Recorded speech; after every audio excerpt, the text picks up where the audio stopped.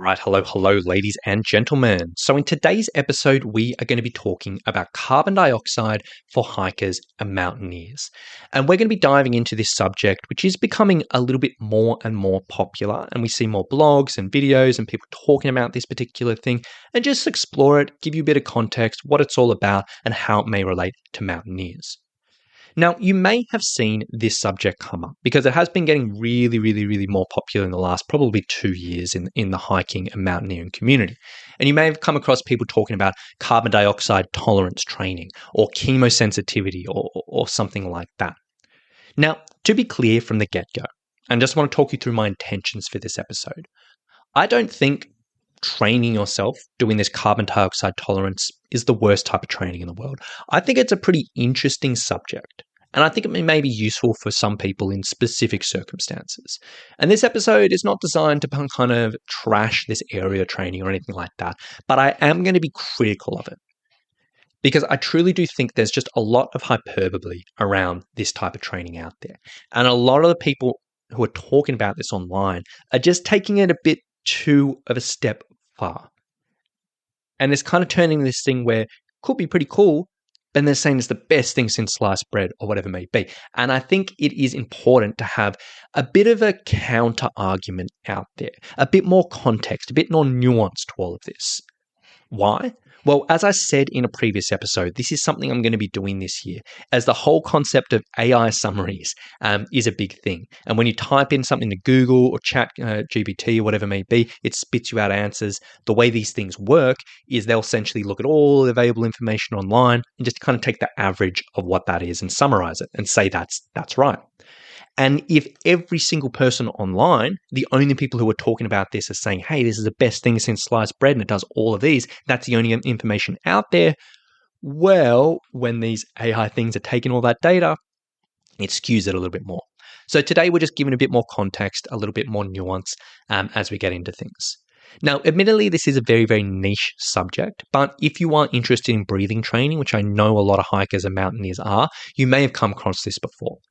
And the tricky thing here is, just because I guess it's new and exciting, the people who are learning about this, teaching about this, coaching about this, they're all really positive about all of it, which is cool.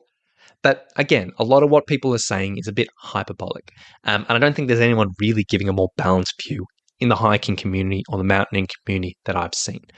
So essentially what we're going to be diving into today, we're just going to explain what it's all about. Why are we talking about carbon dioxide? What is carbon dioxide tolerance? What is chemosensitivity? Why carbon dioxide tolerance training is recommended to many hikers and high altitude adventurers, how to develop and go about this type of carbon dioxide tolerance, and just explore this in a little bit more detail. So let's start with the basics. What is it? What are we talking about here?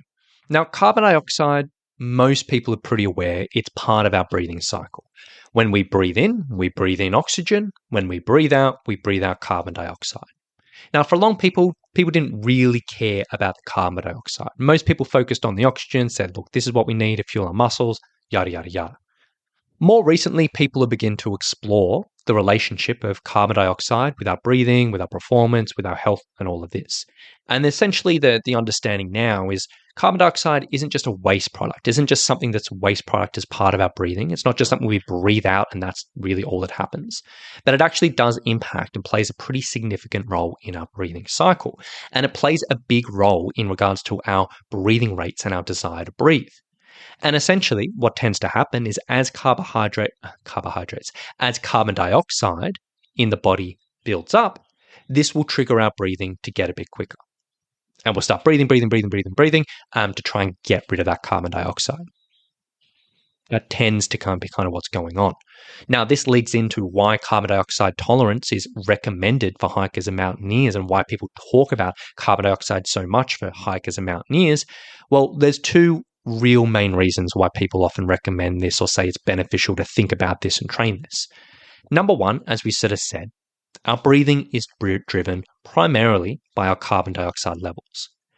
As we exercise, so we're hiking, we're climbing, whatever it may be, carbon dioxide builds up. So therefore, our breathing gets a bit quicker.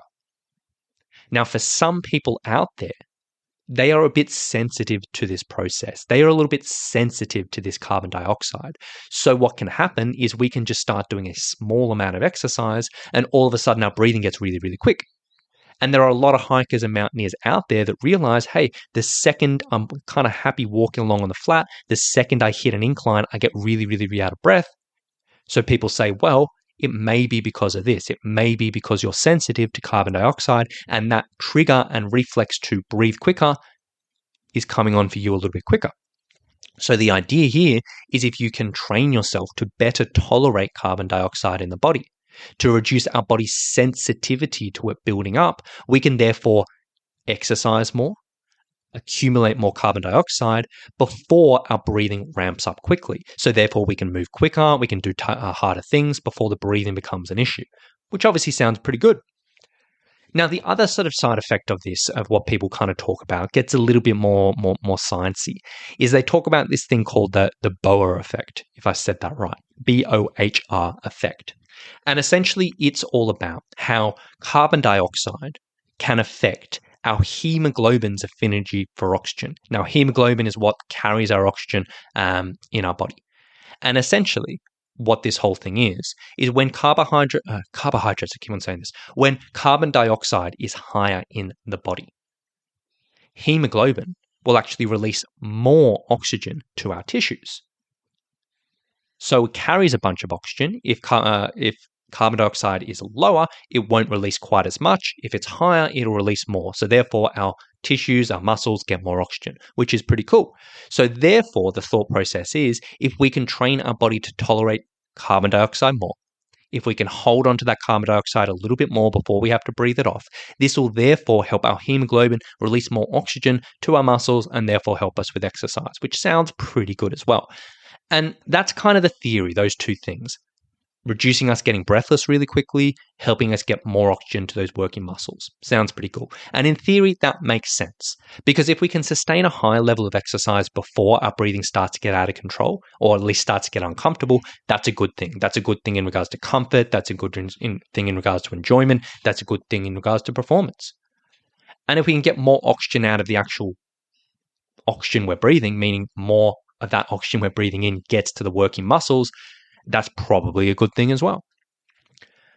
So in theory, that all makes sense. And looking at real world performance, if we're like, getting out of the theory and saying, how does this apply? It seems relatively safe to say that people who perform better at endurance performance, so exercise that you're doing for long periods of time, hiking, mountaineering, whatever it may be, it's relatively safe to say that people who perform better here have a lower sensitivity to carbon dioxide, have a better tolerance to carbon dioxide. There isn't a huge amount of studies that look at this directly. There's still a lot of question marks around it, but it's relatively safe to say that. But this is where people kind of go off the rails a little bit with this in regards to how they talk about this, how they present it, how they sort of share this with the world. Because the next step in the conversation, people say, okay, better tolerance to carbon dioxide will do these two things. And the next step in the conversation is people saying that, okay, if we want to improve our carbon dioxide tolerance, we need to do this specific type of training, which will improve that. And therefore, that will automatically improve our hiking, our mountaineering, our endurance performance, our performance at altitude, or whatever it may be. But it isn't quite as simple as that. And this is what a lot of people, I don't know whether they just don't communicate so well, whatever it may be. Because there is a link between these two things. There's a link between our sensitivity to carbon dioxide and endurance performance. But it doesn't mean that this is causing the performance. There's a link, but there doesn't seem to be any evidence to say, hey, this is because of this. There's probably a dozen, 2 dozen, 3 dozen different things that are going on simultaneously.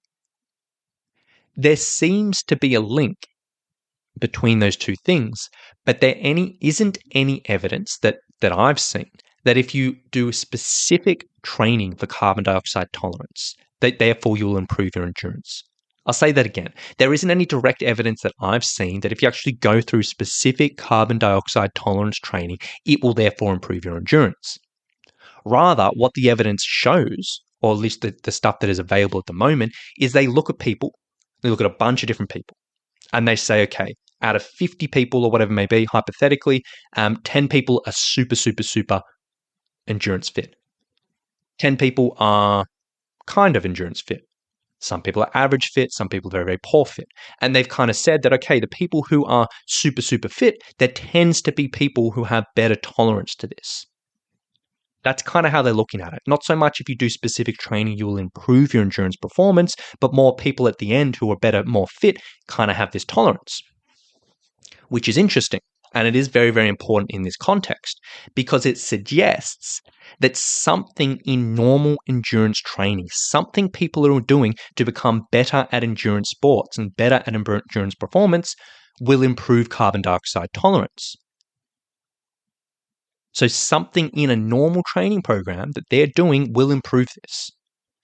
Now, one study looked at this, and admittedly, a pretty small study, and it's only one study, so you can obviously take this at a grain of salt. But they theorized that this may come from endurance athletes just having repeated exposure to high rates of breathing occurred during exercise. So when you're doing like harder exercise and you're breathing heavier and you're just doing this more and more and more. And they theorize that just because they're practicing this, they're doing this, the body is adapted to better sustain these high outputs for a long time. So they did some specific breathing training which simulated this. So they essentially got, I think it was like people did 30 minutes of maintaining very, very high ventilation, where they were just breathing quite heavily for 30 minutes and did that for a long period of time in a very specific technique, what it may be. And they saw improvements in sensitivity, which is only one study, is admittedly small, but it kind of makes sense. If you're exposed to something, if you're doing something and you challenge the body in a progressive way, it'll probably get better at doing that thing. So with all that being said, you might be like, okay, Ron, yeah, cool. What does this mean? Well, when you hear people start talking about, hey, how you should replace your cardio with breathing training and it will see you with great results, or saying that cardio won't improve your breathing or won't improve your tolerance to carbon dioxide or won't improve this or won't improve your breathlessness, yeah, maybe take that with a bit of a grain of salt. Because I would sort of argue on the other way that there doesn't seem to be much evidence to show, at least that I've seen, that doing specific direct breathing training will improve these things, but rather the evidence points some things in endurance training is helping with this to some degree. So yeah, it's interesting. Not to say, again, this type of stuff is bad. I'm not ragging on the carbon dioxide training at all, and we're going to be exploring that in a little bit, but it seems like just normal endurance training improves this in one way or another. And in all honesty, even though a lot of hikers and mountaineers out there do some training, they're active, they get out on the trail, they do some stuff in the week, whatever it may be, very, very, very few people are really following an effective, structured, progressive endurance training program. Very, very, very few people are kind of covering their bases of low intensity exercise, high sustained stuff, progressing it over time and this and that. And realistically, sometimes people just kind of get obsessed about these little things and they miss the ground basis of just following a good training program. Because not only will that potentially improve this specific thing, but it'll have so many other carrier effects as well. So if you're interested in this subject, I would probably say that's your first place to start. So next up, what about high altitude? How does that relate? Well, obviously high altitude, a lot of hikers, mountaineers going up there. Obviously high altitude affects our breathing. We go up to high altitude, our breathing increases as part of acclimatisation. As we acclimatise, the breathing kind of steadies a little bit more. It is generally accepted that kind of maintaining a relatively slow, steady breathing rate when you go up to high altitude is going to be beneficial for your blood oxygen saturation, as opposed to getting really, really, really hyperventilation all the time.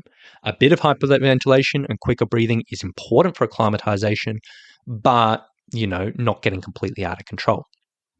So it's generally accepted if you can do slower breathing rates, it's probably going to keep that blood oxygen saturation a little bit better. So again, it kind of makes sense that developing your ability to keep your breathing steady, reducing your sensitivity to carbon dioxide, which will ramp up your breathing, that will be useful. But then again, this is kind of where people sometimes just go a little bit too far and get carried away with promoting this type of training, because they'll sort of say that, okay, increasing our carbon dioxide tolerance will reduce our risk of altitude sickness. It'll speed up acclimatization. It'll improve blood oxygen saturation. It'll enhance your performance. And they'll say all of these things, but there isn't any really direct evidence to show any of this is true. Like, yes, and this is kind of what people do. They will use a logic chain saying that, look, if you do this training and you improve your carbon dioxide tolerance, you will therefore maintain a slower, steadier breathing when you're at high altitude, which will therefore, it might maintain higher blood oxygen saturation, which therefore may reduce the risk of altitude sickness. And logically, you can go through all of those steps and like, yeah, that goes into one, goes into another, and I get it. That makes sense. But high altitude, it's not simple. And we really can't make assumptions like this or even these chains of logic. They just don't work with high altitude. Because if you put this into perspective, you could do literally the exact same thing with improving your fitness. Logically, you could look at the same chain of events. You could say if you improve your aerobic fitness, you will maintain slower and steadier breathing because you're not out of shape as much and you're slower and steadier and going a little bit better. You will therefore maintain your higher blood oxygen saturations and therefore you would reduce your risk of altitude sickness. You could use that exact chain of logic of just improving your fitness. But there is no evidence to show, and this has been looked at a lot, to show that increased fitness will directly affect your risk of altitude sickness. The logic doesn't always hold up with high altitude, so we do need to be intentional here. And when we're talking about this, there just need nuance. So if anyone's just trying to say, hey, this is going to be a direct thing which will dramatically make a difference to your risk of altitude sickness, and they kind of using that hyperbolic language, you need to take it as a grain of salt. Again, I don't think it's a bad thing. It probably will help you or whatever it may be, but we just need to be careful about how we communicate this. So with that all being said, now we have a little bit of context, a little bit of nuance. What if you are interested in this topic? What if you're like, okay, cool, Rowan, like that makes sense to me, but like this interests me. I want to do this. This appeals to me. Maybe I'm already doing a good endurance plan. I'm confident I'm covering that base. I'm confident I'm getting all the benefits from just good, solid endurance training. And I want to do something extra. And I want to get into this. What if that's you? Well, let's talk about it. And we'll just get into talking about specific testing and specific training. So first up, if you are looking at this type of thing, usually the first place people start is doing a little bit of testing, getting a little bit of insight into regards to what their carbon dioxide tolerance is like, whether it is really good, really poor, something that needs to be improved on, or whatever it may be. So typically when people are talking about this, they will talk about two different tests that I've seen. They'll talk about the BOLT score, which we've done a previous episode on, and they talk about the carbon dioxide tolerance test. Now, the BOLT score, just a quick recap on that. This is a really, really simple thing where you're kind of doing like a breath hold to judge get a score from this. How you do it, you're just kind of sitting down, you take a normal breath in, normal breath out. On the exhale, you're just going to hold your nose and you're just going to literally time how long you can hold your breath. But we're not doing a max test here where you do literally as long as you can, but you time the number of seconds you feel until it feels the first desire to breathe or the first stresses of your body urging you to breathe. So you hold your breath after the exhale until you first want to breathe again. And then however many seconds you do that, that's your score. And we've done a whole episode talking about this before, but it's basically, people kind of give you pass, fail grades, whatever it may be. I don't particularly love that, but that's that test. Now, the next one is the carbon dioxide tolerance test, which is relatively similar. So essentially this one, what you're going to do is just take a few breaths. On like the third or fourth exhale, you're going to basically take a really, really, really big breath in. Nice and full, nice and deep. You're going to start a timer and essentially just begin a really, really, really slow exhale through your nose. And you just do as slow as you can. And essentially you just keep on exhaling as slowly as you can until your lungs are completely empty. So you've got nothing left. Then once your lungs are empty, you stop the timer and that's kind of your score. So these are two things that people will often say online, say, hey, these are good tests for this. Are these tests perfect? No. Is there a huge amount of evidence to support them as like really accurate predictors of saying, hey, if you score low on this, your carbon dioxide tolerance is rubbish, whatever it may be? No. There's a little bit of debate on that, or whatever it may be. But they're good enough. They kind of do the job. And, for most people that don't have access to labs or proper testing, whatever it may be, these are probably as good as you're going to get. Probably the best way I would say if you're using these assessments, I don't really like when people sort of say, hey, these things, you score this and you've got poor or bad or good or pass or fail, because these things, they're not massively scientifically validated. There isn't like clear cut evidence saying, yes, these are very, very accurate predictors. And if you score this, this is a very clear sign saying you're poor or whatever it may be. I don't really like that. But instead, it's more, I would recommend using them as a measure of progress. Where basically, if you're interested in this type of training, you do one of these or both of these to start. Then you do whatever practice, whatever training you want for 3 or 4 weeks, then test it again. See if it's improved. Then do your training for 3 or 4 weeks, test it again, and use it as kind of a measure of improvement as opposed to like a pass-fail thing. I know other people would sort of like argue that, but that's kind of how I would more lean towards it. Now, next step, once you've tested, then you might be like, okay, how am I going to improve this? What can I do to improve this and train this? Well, there's 4 things that are commonly recommended. And I'll kind of talk you through them from most simple to most complicated. Most simple, and first place most people probably want to start, is doing nose breathing. So essentially, breathing in and out through your nose. The idea behind this is when we're breathing in and out through our nose, it kind of slows down our breathing a little bit. And in this context, we'll create a little bit of extra carbon dioxide buildup. So therefore, the body will get used to this. It'll learn better to tolerate it. It'll get less sensitive to this and all of that. So you may start doing nose breathing just at rest, just doing around the home. You may start applying it to someone just walking around the local neighborhood. You may start applying it to loaded pack walking or hiking or whatever it may be. I often talk about nose breathing for my hikers. I love this. I use this with most of my hikers, not specifically for this reason, but for a bunch of other things, like more of a measure of intensity. So this is a really, really simple thing. I would sort of say 2 thumbs up. I like it, and go right ahead. Only thing to be clear with this type of thing, and a lot of people miss this with the nose breathing stuff, this is for low intensity, sometimes moderate intensity exercise. If you're doing like interval training or higher intensity stuff, don't worry about this. It's not really sustainable. It's not really doable. This is kind of gentle, lower intensity walking, easy hiking, whatever it may be. So that in itself, very simple, but it can begin this journey of building up a little bit of carbon dioxide and helping you feel a bit more comfortable. The next step, and this isn't really like a progression, you can kind of do this at the same time, is doing what they call the breathe light exercise, which anyone who's talking about this stuff talks about this. This is a really, really, really simple exercise or simple process where you're just intentionally slowing your breathing down. So going a little bit slower than you would kind of naturally feel. The idea behind this is you may just be sitting, you can do this exercising or whatever, like while you're walking, but essentially what we're doing is we're slowing our breathing down, focusing on diaphragmatic breathing, feeling like our belly's going in and out, and we're kind of thinking of small, shallow breaths. So we're not having big, deep breaths or whatever it may be, but relatively small, shallow breaths, aiming to be slow, aiming for relaxed, and then kind of aiming, if you were timing this over the minute, we would be looking at anywhere from 6 to 12 breaths per minute. So quite very slow. And obviously that's a bit of variation, but that's what we like. And what we're chasing here is, as we're doing this breathing, we're chasing getting a slight urge to breathe. They call it air hunger.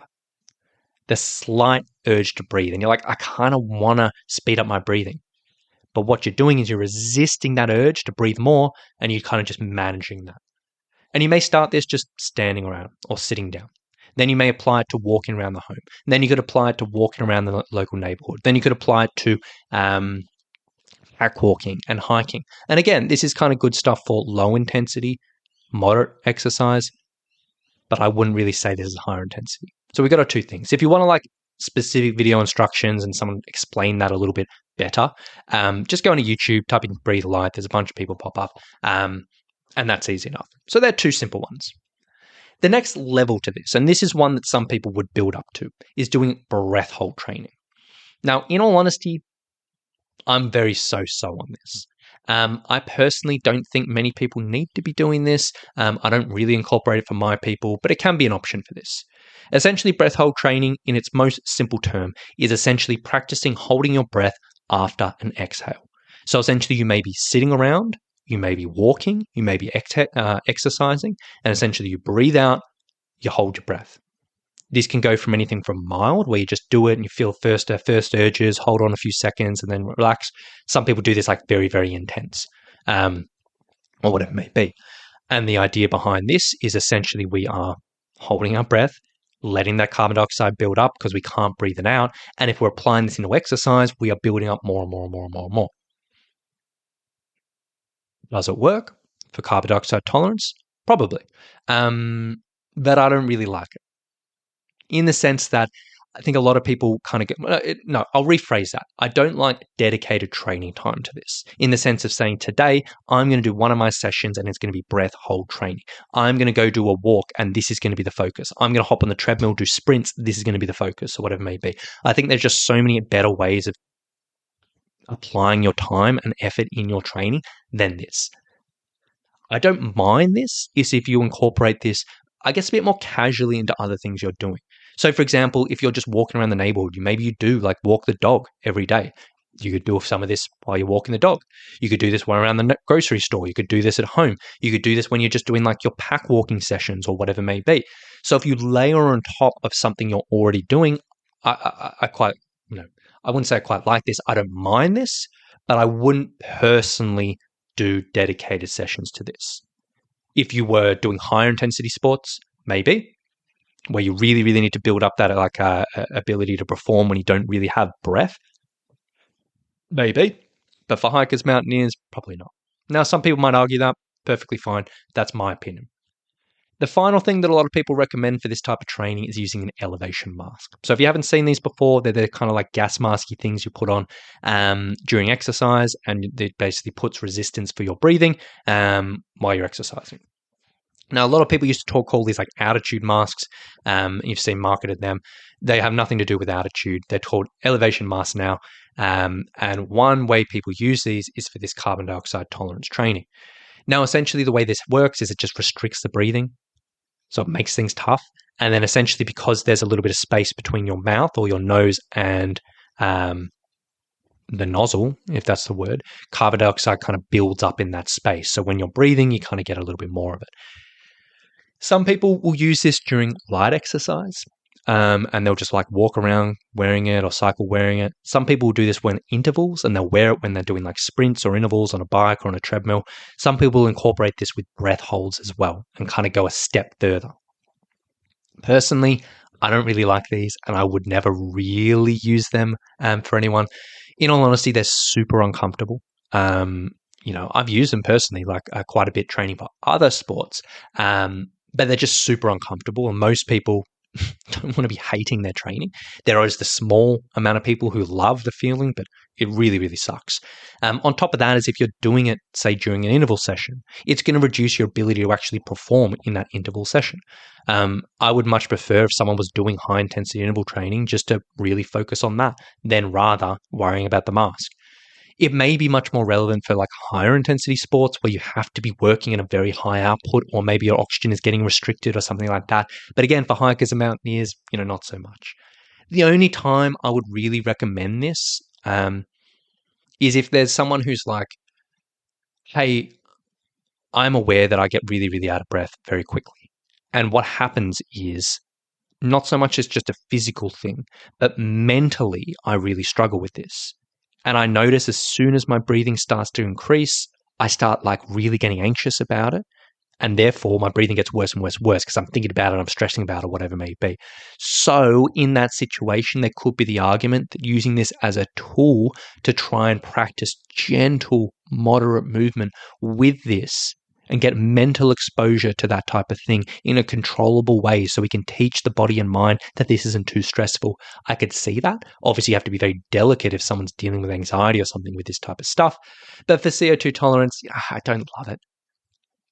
Again, I know a lot of people argue this. I know a lot of people do it, but it's not something I'd ever recommend. So with that being said, I think I've probably said enough on this. I've been talking for half an hour on this topic. Just to summarize, carbon dioxide tolerance, chemosensitivity, interesting subject. I don't think specific training for this is particularly necessary for most hikers and mountaineers, because realistically, if you are following a smart, progressive training plan, you're probably going to improve this either way.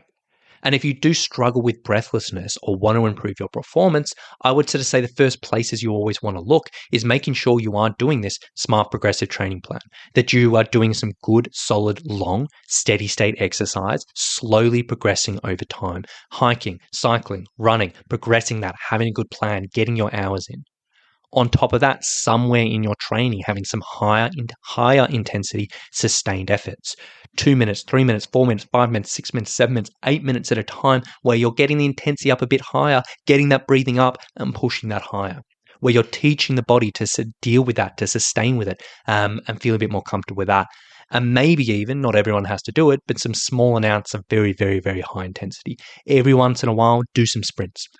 Jack up the intensity for 20, 30 seconds on a stationary bike, absolutely max out your heart rate, and then have a decent rest and do it again. Do that a few times.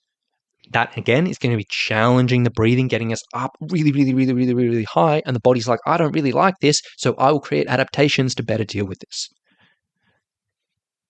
Nailing that, because that is going to give us the best benefits as a hiker mountaineer in a huge spread of things, as well as probably improve our sensitivity and tolerance to carbon dioxide. On top of that is if you struggle with breathlessness, one of the most valuable things you can learn is learning how to manage your pace and intensity going up hills. Most people, when they're struggling with this, they have no idea how to manage their pace. They have two speeds. They have, I'm climbing a hill and I'm stopping. But actually learning how to climb at an intensity which doesn't get you out of breath and practicing that and developing that in itself without doing any specific breathing training, but just pacing training, is amazing. You can see some dramatic improvements.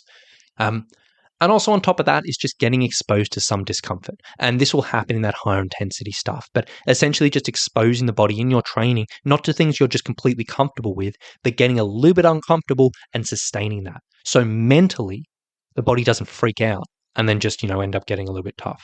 That in itself is kind of where I would sort of say everyone should start. That in itself is going to give so many benefits in so many different ways. And that in itself is just so valuable. On top of that, you can kind of layer on some really, really simple practical ways. Practice that nose breathing when we're doing our long, steady state stuff, when we're hiking, walking, pack walking. Practice that. When we're practicing our pacing, when we're going up hills on the trail or going out steps of stairs on the trail, practice that nose breathing because that can help with our pacing. Really useful. Try that breathe light exercise. Practice it when you're walking, when you're pack walking, on flat sections of the trail, when you're lying in bed. That can all be useful. And then if you did want to take this a step further and you're like, okay, cool, I'm doing all this stuff, but I kind of want to improve my breathing, I would sort of argue, as opposed to going down the route of breath holds or elevation masks, but going into specific respiratory muscle training, where essentially you're getting a particular device to train the inspiratory breathing muscles. It's essentially strength training for your breathing.